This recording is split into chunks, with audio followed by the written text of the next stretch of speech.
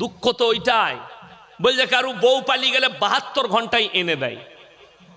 আমি একটা জলসায় বলেছি 72 ঘন্টায় বউ পালিয়ে দিলে এনে যাচ্ছে।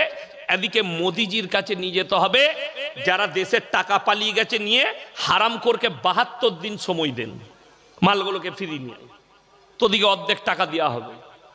বড় কষ্টের বিষয়, ধোঁকা, প্রতারণা, প্রবঞ্চনা। আপনি এটা মনে করেন না স্টেজে আমরা আলেমরা বসে আছি, ধোয়া তুলসী পাতা আমার মতো 100টা মৌলবি ধরা পড়বে, 100টা হুজুর কিয়ামতের দিনে ধরা পড়বে। সমাজকে ধোঁকা দিয়েছো, প্রতারণা করেছো, প্রবঞ্চনা করেছো, আমার মতো 100টা মৌলবি ধরা পড়বে কিয়ামতের দিনে। সমাজকে কিভাবে ধোঁকা দিয়েছো তোমরা, প্রতারণা কিভাবে করেছো, এটা কিয়ামতের দিনে পাকড়াও হবে। আপনি এটা ভাববেন না।